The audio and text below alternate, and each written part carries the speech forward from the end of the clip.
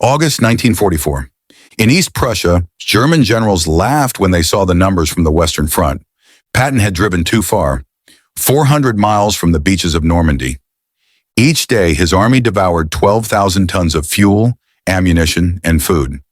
By every rule of war, that meant only one thing: no gas, no shells, no advance. But in the misty nights of France, among shattered roads and fog-drenched fields, 6,000 American trucks turned on their headlights. Lining up like a river of steel, they thundered eastward, 20 hours a day, without rest, without pause, hauling fuel, shells, and the arrogance of an industry that did not know its limits. The Germans called it madness. The Americans called it the Red Ball Express. In 82 days, it turned logistics into a weapon and taught the proud German generals a bitter truth. In modern war, trucks beat tanks. August 19, 1944. At the Wehrmacht headquarters in East Prussia, General Alfred Jodl studied the latest intelligence reports from the collapsing Western Front. American forces under General George S. Patton were advancing faster than any army in history, 400 miles from their supply base at Normandy. To the Germans, the math was simple. No army could sustain that speed. An armored division consumed 150,000 gallons of fuel every single day. Patton commanded 12 divisions. It wasn't arrogance that made the Germans certain. It was experience. They had lived the tyranny of logistics. They had watched the Blitzkrieg stall in the Russian mud, had seen fuel-starved tanks faster than Soviet guns ever could. In their minds, the Americans were about to meet the same fate. Patton would run dry, and the front would freeze. They were wrong. Inside Hitler's wolf's lair, the atmosphere was confident. Jodl marked his maps with red pencils, calculating distances, the tonnage of fuel, the days until paralysis. Patton will halt within 48 hours, he told his staff. It's a law of physics. No army outruns its supply lines. But Jodl didn't know that 125 miles away, 5,958 trucks were already rolling eastward. Their headlights burned through the night in defiance of every doctrine. They carried 12,500 tons of supplies every 24 hours, a number that German logistics officers would later call impossible. The Americans were about to break not just German defenses, but the laws of military science itself. At Patton's headquarters, the situation looked dire. The Third Army was devouring supplies faster than they could be delivered. Traditional methods, railroads, depots, scheduled convoys, had collapsed. Fuel dumps were empty. Ammunition was rationed. On August 25, 1944, in a requisitioned French chateau near Laval, Lieutenant Colonel Loren Ayres of the Motor Transport Service stood before a room of skeptical officers. The math was brutal. Patton's army needed 12,000 tons of supplies every day. More than any army in history had ever moved by truck. Ayres looked at the numbers, then at the men. "Gentlemen," he said, "we're going to build a one-way highway from the beaches to the front. Every truck will run 20 hours out of 24. No stops except for fuel and emergencies." Silence, and then someone whispered, "That's suicide." Ayres replied, "No, that's victory." They called it the Red Ball Express. The term came from American railroads. Red Ball meant a priority freight train that took precedence over everything else. In war, it would mean one thing: absolute priority. Two parallel routes were designated dash-dash. One for loaded trucks moving east, one for empties returning west. Convoys would run day and night, headlights blazing. Military police would clear the roads of anything slower than 25 miles per hour.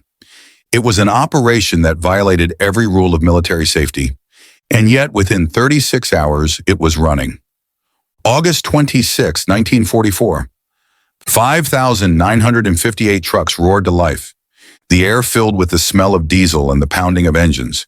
Each truck carried 5 tons of supplies: gasoline, ammunition, rations, spare parts.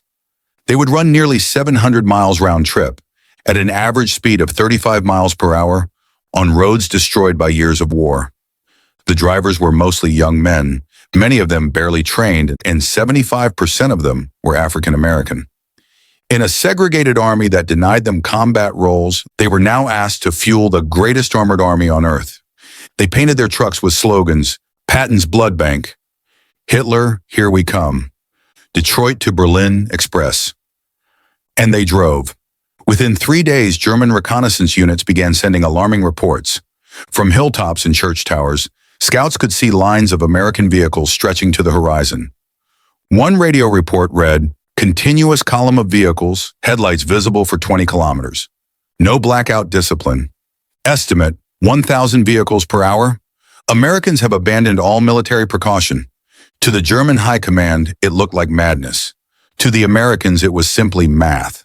Math backed by factories, fuel, and faith in movement. General Gunther Blumentritt, observing the spectacle, said, "They do not hide. They do not disperse. They break every rule, and yet they advance." German doctrine demanded precision, timetables, discipline, control. American logistics thrived on improvisation. When trucks broke down, about 1,800 a day, mobile repair crews fixed them on the roadside. If repairs took longer than 15 minutes, the truck was pushed into a ditch. Its cargo was moved to another vehicle, its parts stripped for reuse. Engines were swapped in 45 minutes using mobile cranes. When bridges were destroyed, engineers built bypasses using rubble from bombed buildings. When fuel ran low, convoys refueled from mobile tanker trucks that ran parallel routes. To the Germans, it looked like chaos. To the Americans, it was efficiency by abundance. The Red Ball Express consumed 300,000 gallons of fuel daily just to move itself, more than many German armies received in a month. German officers were stunned. General Walter Warlimont wrote, "They burn more gasoline moving gasoline than we receive for entire divisions." It was a new kind of warfare, industrial, relentless, mathematical.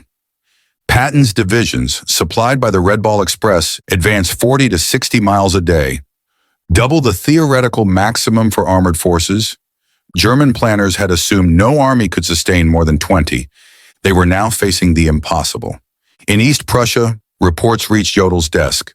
Patton's tanks were still moving. Fuel dumps were expanding, not shrinking. American artillery was firing without restriction. Jodl frowned. "It can't be true," he said. "Mechanical failure alone should have stopped them." But the reports were real. The Americans were broadcasting their positions openly, so confident in their momentum that they didn't bother with encryption. They were moving faster than the enemy could react. Field Marshal Walter Model, reading the summaries, wrote a single line in his notebook: "We are facing not an army, but a civilization." Behind every mile of the Red Ball Express were men running on exhaustion. Drivers worked 20-hour shifts, sustained by black coffee and Benzedrine tablets. They drove through fog, rain, and darkness, with no radio contact and no headlights blackout. Many were killed in crashes, others in ambushes. The official death toll, over 300, barely reflected the reality. But morale remained astonishingly high. They knew what they were doing mattered. Every ton they delivered kept Patton's tanks rolling. Every mile they drove shortened the war. One soldier wrote in his diary, "We're not heroes. We're the heartbeat. When we stop, the army dies." By September 1944, German intelligence had compiled full reports on the Red Ball Express. They were horrifying. 12,500 tons per day, 5,958 trucks in constant rotation, 89,000 tons delivered in the first week alone. Field Marshal von Rundstedt read the figures and shook his head. "If these numbers are true, we are not fighting soldiers anymore. We are fighting factories." The sound of the convoys haunted German troops. At night, they heard the endless rumble of engines from beyond the lines.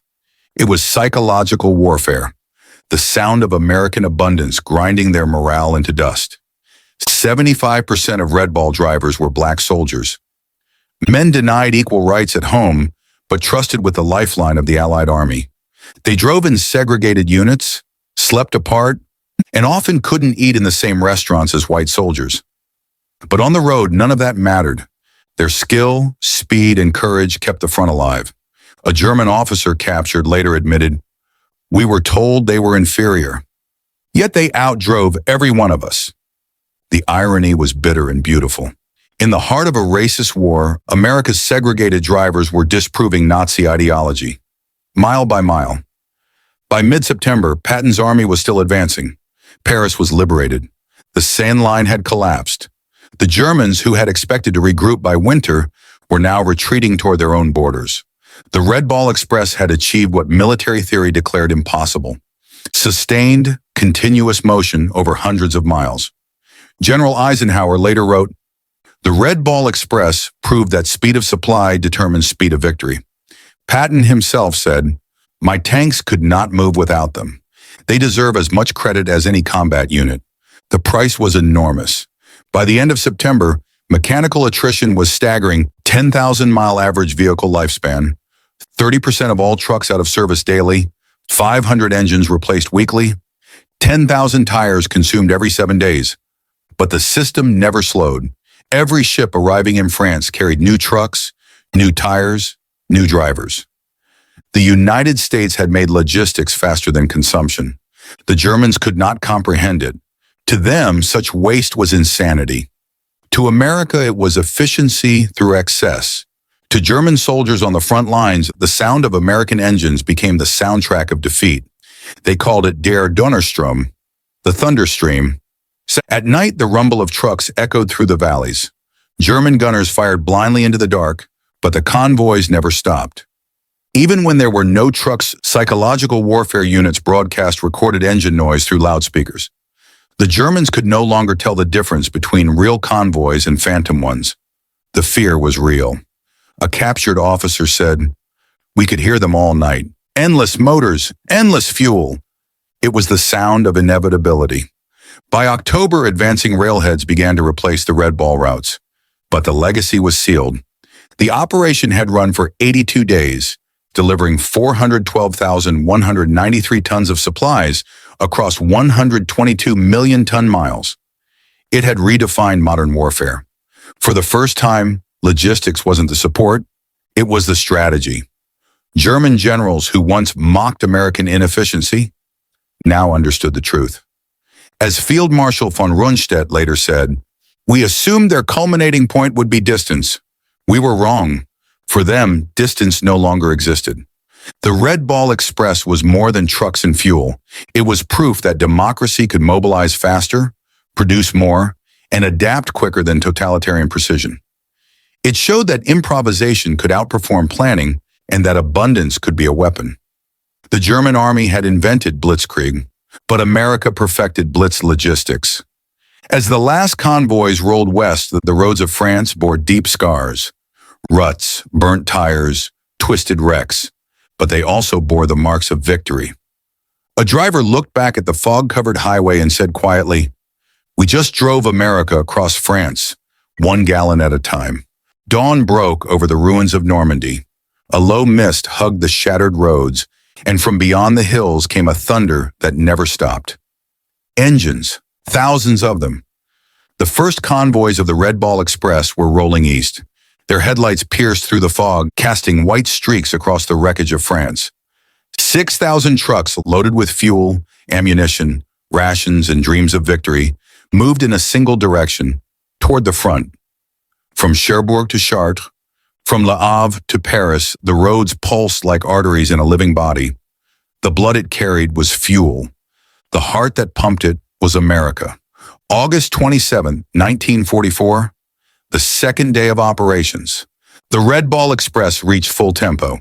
In 24 hours, over 12,500 tons of supplies were delivered. At any moment, more than 5,000 trucks were in motion. Speed was law. Every driver was ordered to maintain a minimum of 35 miles per hour. No stopping, not for breakdowns, not for accidents, not for fire. If a truck stalled, it was pushed into a ditch. If a man fell asleep, the convoy drove around him. Only 2 reasons were allowed to stop: out of gas or out of life. On these roads, hesitation was death. Military police checkpoints enforced the flow with ruthless precision. Every 50 miles, a maintenance post. Every 100, a refueling point. If a truck dropped below speed, it was removed. A driver later said, "We didn't see days or nights anymore. Just the glow of headlights and the sound of engines in the dark." To outsiders, it looked mechanical. To those inside, it felt like madness. A living storm of metal that refused to rest. Patton's Third Army was burning 400,000 gallons of fuel per day. Every tank, every jeep, Every gun relied on those convoys. When the Red Ball began, few believed it could meet demand. But within 48 hours, the dumps were overflowing. Fuel drums, 55 gallons each, were thrown from trucks into muddy fields, rolled by hand to waiting vehicles, and pumped directly into tanks. Every 25 miles, a field depot rose overnight. C-47 transports dropped more fuel from the skies. One German officer wrote in disbelief, "They burn more gasoline than we can even dream of producing." He was right, and yet they never ran out. Every day, an average of 1,800 trucks broke down. But for the Red Ball Express, that was not failure. That was the cost of movement. Mobile repair teams, mechanics, cranes, salvage trucks, worked like battlefield surgeons. They had 15 minutes to diagnose a truck. If it could be fixed, they fixed it. If not, they stripped it for parts, tires, batteries, engines, and left the carcass by the roadside. The convoy never stopped. A German engineer later remarked, "We planned every ton and mile. The Americans just threw thousands of tons on the road and let them flow like a river. That river was unstoppable." By the second week, the Wehrmacht realized something terrifying. They weren't fighting an army anymore. They were fighting an industrial system. German intelligence calculated Patton's 12 divisions required 12,000 tons per day. No known system in Europe could deliver more than 3,000. Yet the Americans were moving over 12,800 tons daily. General Westphal noted in disbelief, "Even if they have unlimited trucks, they must still have roads. But France has no roads left." He didn't know that American engineers rebuilt them as they went. Every broken bridge was replaced within 12 hours. Every cratered road was filled with rubble from bombed buildings. The Red Ball didn't wait for terrain. It created terrain. German pilots flying reconnaissance missions reported a terrifying sight. A continuous river of headlights stretching for miles. They radioed back, "No gaps, no camouflage." The lights go on forever. The sound of engines became a nightmare for German soldiers. At night in the forest near Chartres, they could hear the rumble of convoys far beyond the front line. They called it Der Fluss aus Feuer, the river of fire. One captured German lieutenant confessed, "We could hear the trucks every night. We knew then they would never run out." That sound broke us before their bullets did. At first, German generals dismissed the reports as exaggerations. They believed the Americans were exhausting themselves. But as the convoys continued into September, as supplies increased rather than decreased, the realization set in. Guderian wrote in his diary, "We invented blitzkrieg, but they have perfected it, not with tanks, but with trucks." While German depots starved, American factories were exploding with life. Every week, Liberty ships left New York carrying 10,000 GMC and Studebaker trucks, 50 million gallons of fuel, millions of shells and rations. Detroit, Pittsburgh, and Buffalo ran 3 shifts a day. Every truck lost in France was replaced within a week. As one German officer bitterly said, "We fight their industry, not their army." The Red Ball Express lived by one principle: don't fix what can be replaced. A broken gearbox? Replace it. A burnt engine? Swap it. A shattered tire? Strip it from a dead truck.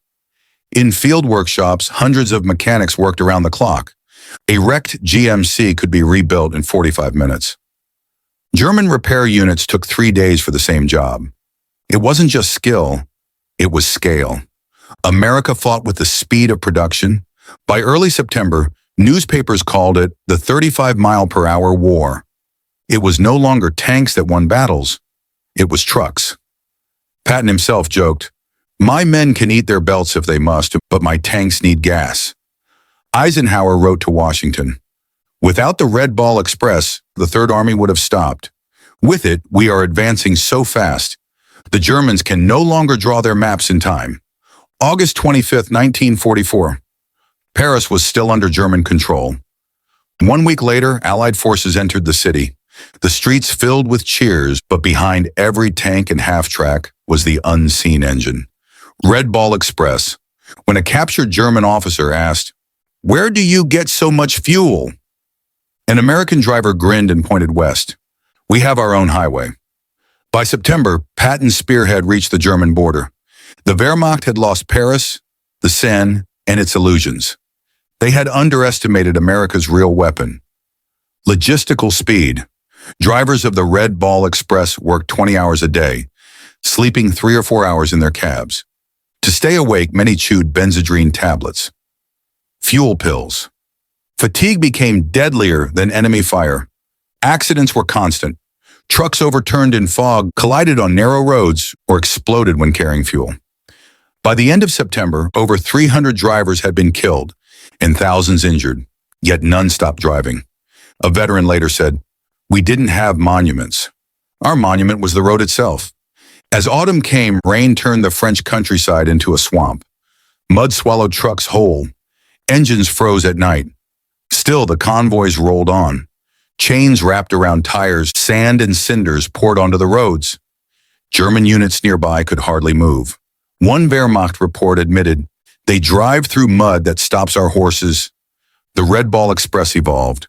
When traffic overwhelmed the main route, officers created new lines overnight.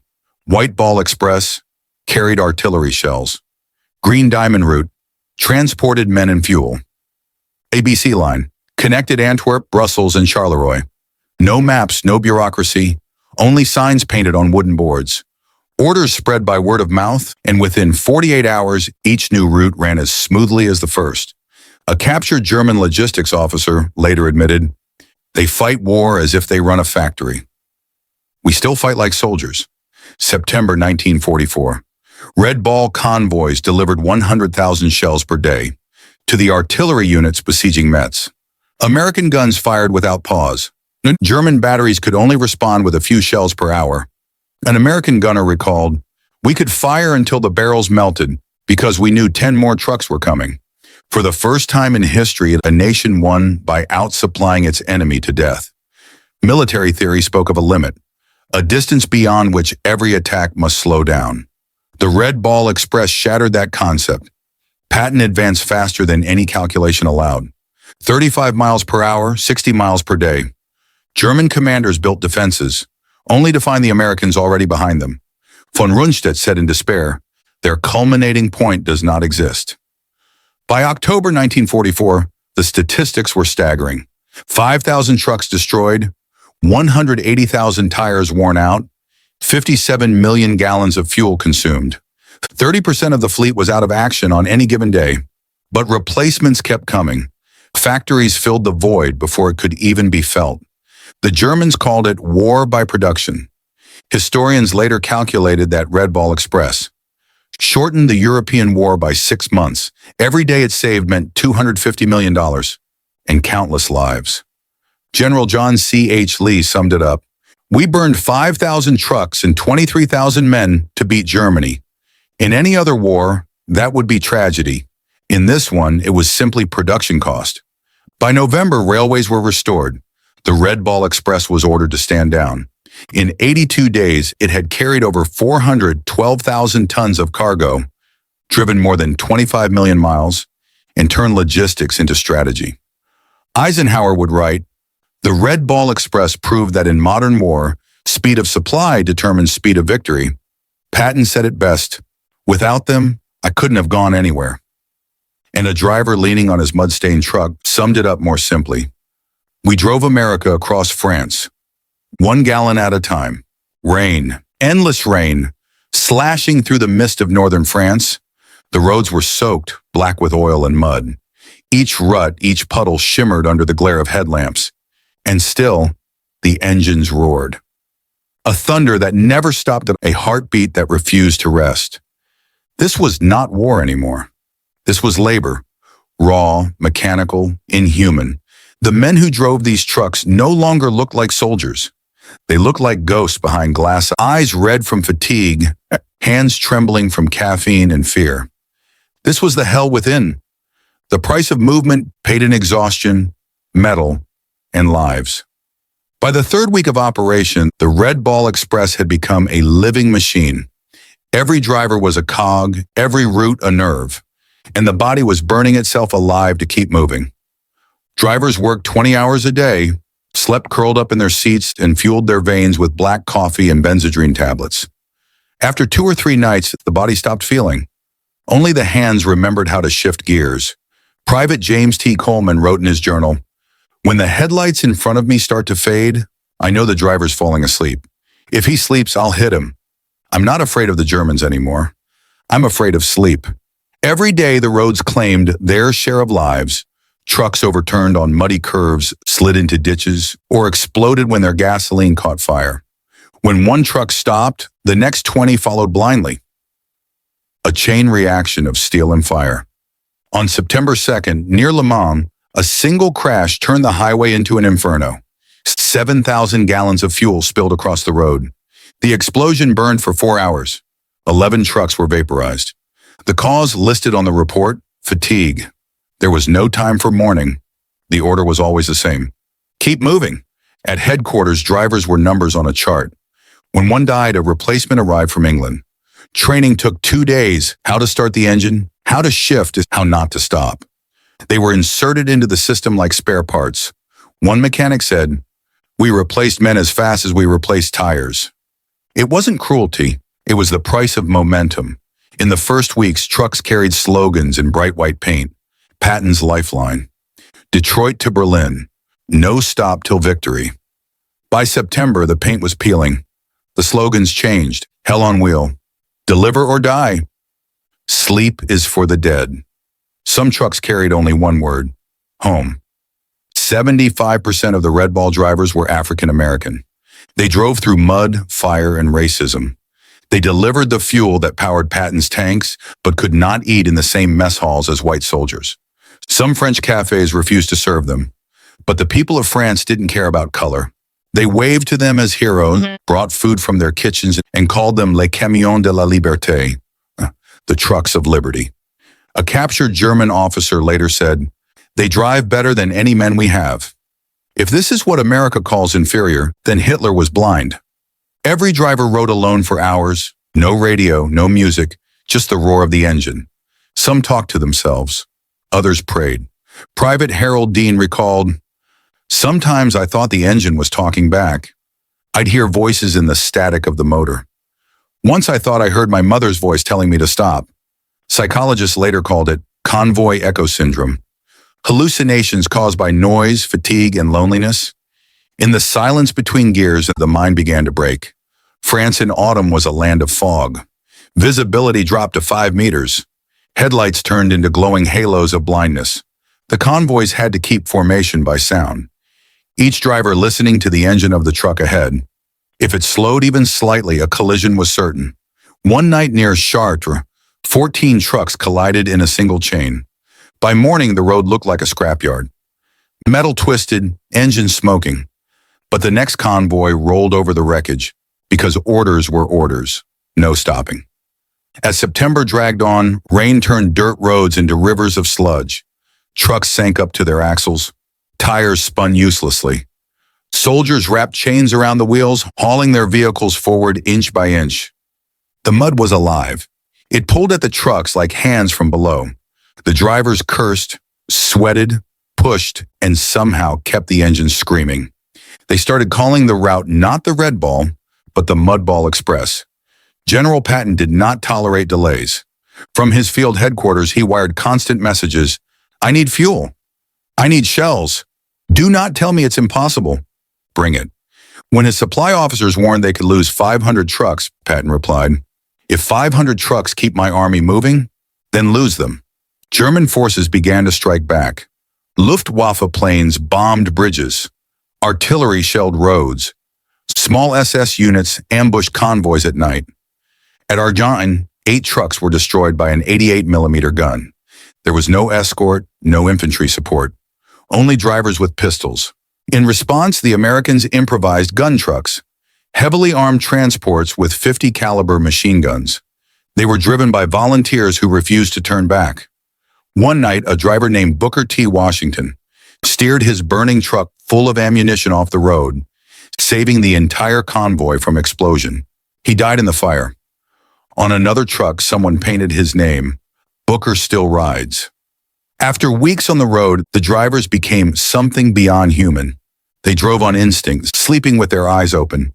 A sergeant later said, "We didn't feel tired anymore. We just stopped being awake." Some died at the wheel, their hands still gripping the steering column. They were buried beside the road they had kept alive. The signs over their graves read, "He kept them rolling."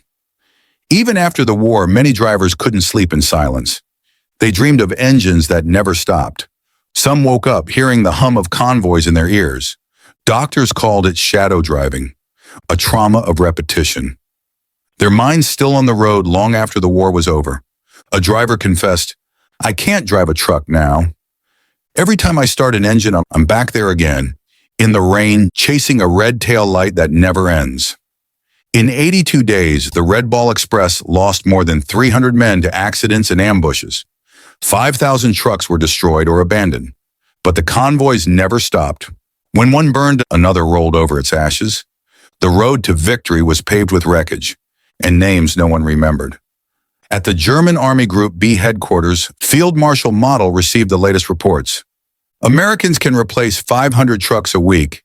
They burn more fuel delivering fuel than we have in our entire reserve. When an officer suggested airstrikes, Model replied coldly, "With what fuel? With what planes?" In the trenches, German soldiers listened to the rumble beyond the horizon. At first, they thought it was tanks. Then they realized it never stopped. One diary entry read, "It's the heartbeat of a beast. It eats gasoline and men, and it never sleeps." They began calling it the Beast. A captured officer later said, "We didn't fear their guns. We feared that they would never run out." The sound itself became a weapon. At a POW camp near Rams, a German colonel was questioned about his defeat. He said quietly, "We lost because you could move faster than we could destroy. When we blew up a bridge, you built a new one. When we destroyed 10 trucks, 20 more arrived. You can't defeat a nation that never runs out of wheels." The Red Ball Express was no longer an operation. It was a living organism. It consumed energy, replaced its organs, and shed its dead cells to keep growing. Trucks were its cells. Drivers were its blood. Fuel was its lifeblood. If one artery broke, another formed. If one part died, another was born. For 82 days it lived, without rest, without sleep, without mercy. A logistics officer later wrote, "If the Red Ball Express were human, it would be a creature that feeds on exhaustion and breathes gasoline." In late September, General Patton visited the convoys. He walked among the trucks, his polished helmet glinting under a pale sky. He looked at the exhausted black drivers and said only, "You men are winning this war for me." Then he turned and left. Those few words spread faster than any medal. When Paris celebrated its liberation, most of the Red Ball drivers were still outside the city, stuck in mud, waiting for fuel to unload. They never saw the parade. They only saw the glow of fireworks reflected in the puddles. A driver said, "We weren't in the pictures, but we were in every tank that rolled into Paris." By November, the end was near. Rain gave way to frost. Engines coughed and froze in the cold. One by one, the convoys shut down. A few drivers lingered on the empty road, listening to the silence they had created. One whispered, "It's strange." For the first time in months, the night is quiet. I don't know if I like it. The Red Ball Express was not just a supply line. It was a crucible, a place where exhaustion and will collided. These men were not remembered in parades or history books, and their names were lost under the dust of the roads they built. But their work changed everything. They proved that war was no longer about heroism, it was about endurance, about keeping the engine alive when every part of you wanted to stop. When the war ended, the world remembered tanks, planes, and generals, but it forgot the drivers.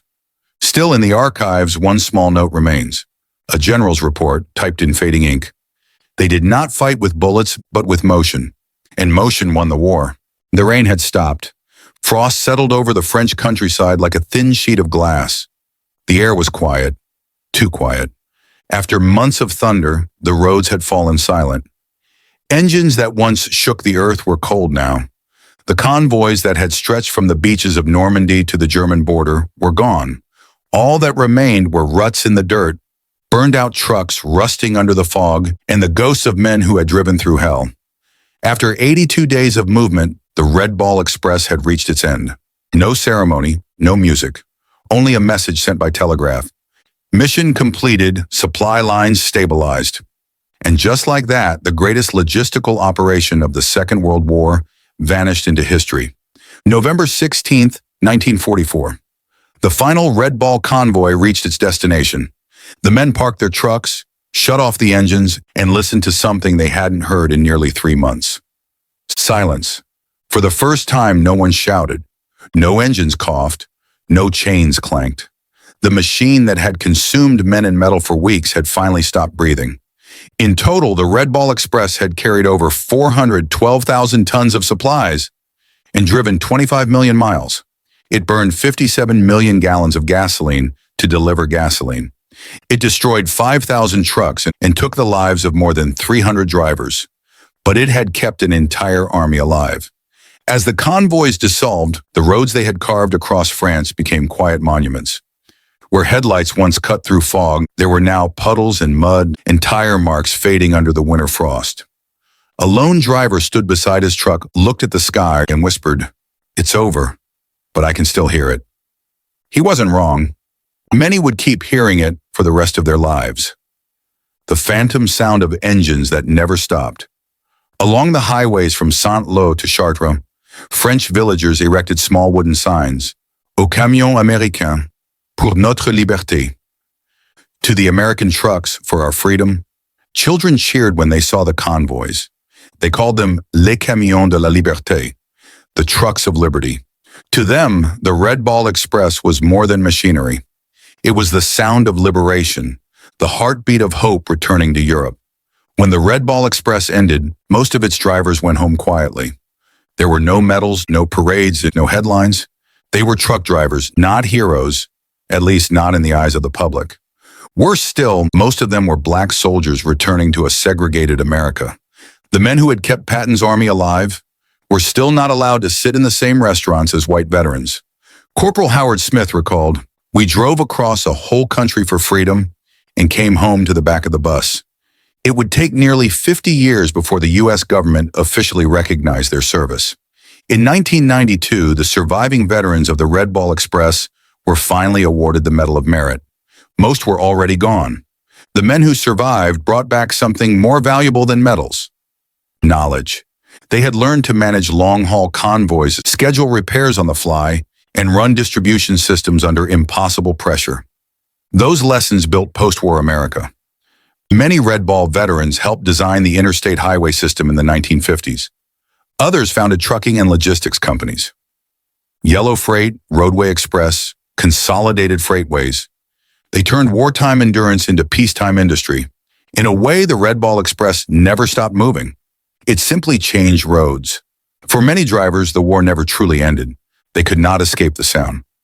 Private James Coleman, now an old man, said, "Every time I hear a diesel start up, I see the fog, the mud, and those lights ahead of me that never stopped."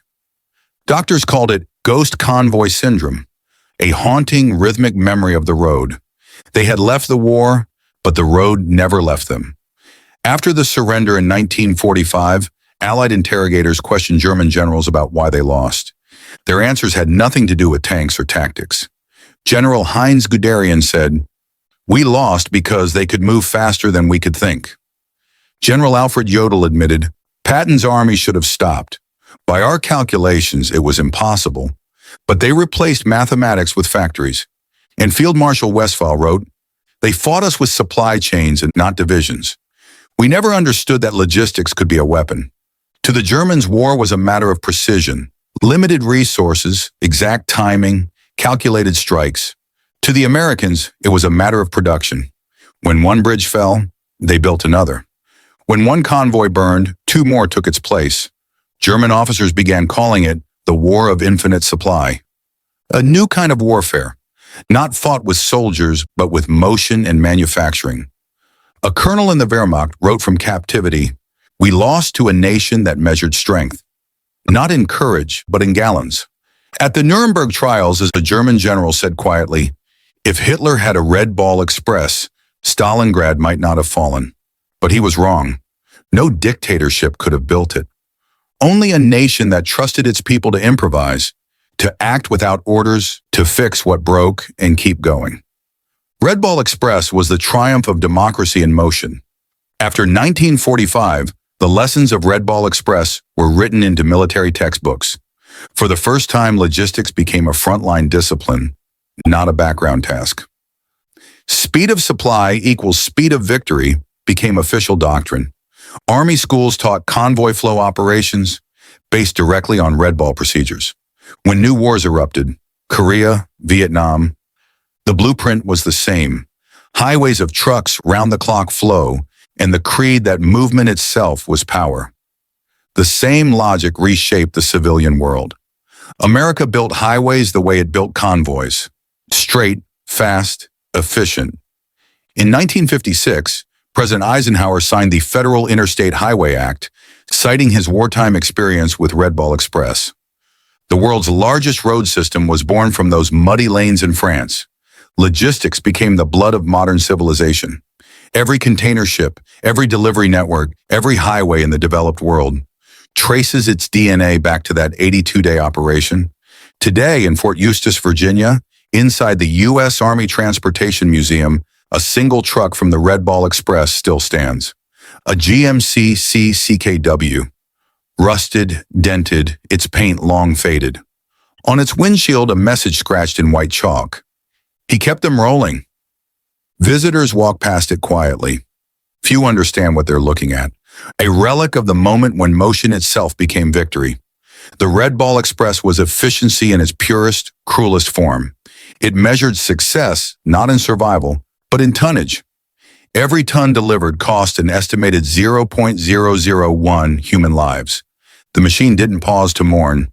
It simply replaced its missing parts. It was victory at its coldest. A system that devoured its own men to keep feeding the front. But that too was war. Modern war. There are no grand memorials for the Red Ball drivers. No marble statues, no parades. On the maps of 1944, their routes were drawn as thin red lines. No one marked the graves beside them. But Eisenhower's notes found after his death contain a single line typed in the corner of a report. The men of the Red Ball Express, they fired no bullets, but they delivered every shot that was fired. Winter 1944. In a dim bar near Nancy, a few drivers gathered before shipping home. They drank cheap brandy, their uniforms still stained with oil. One of them raised a glass. "I thought I was just a driver," he said, "but I guess I was driving history." They laughed at clinked glasses and fell silent. Outside, snow began to fall, covering the scars their trucks had left behind. The world was already forgetting. The Red Ball Express didn't just change logistics, it changed philosophy. Before 1944, armies believed supply followed battle. After Red Ball, supply was battle. The front was wherever the fuel reached. In that sense, Red Ball Express didn't just win a war, it invented modern mobility. From supply chains to global trade, its logic shaped the world that followed. A world where everything moves and stopping means failure. The drivers of 1944 never imagined that their frantic highway would one day inspire delivery drones, intermodal freight, and just-in-time logistics. But the same principle remains. Keep moving. Never stop. The world learned the lesson too well. Now, 70 years later, civilization itself runs like the Red Ball Express, a system that cannot afford rest. Maybe that's the legacy they left behind. A warning hidden inside victory. Red Ball Express was more than an operation. It was proof that an army, a nation, and an idea could move as one. It showed that power wasn't just about weapons, but about the will to keep going. When exhaustion, mud, and death said, "Stop," it taught the world that courage could live in the driver's seat behind cracked glass, in the quiet hands of men who refused to quit. When the war ended, others got the glory, the generals, the battles, the victories. But in the margins of history, beneath the dust and diesel, one truth remains. They won not because they fought harder, but because they never stopped moving.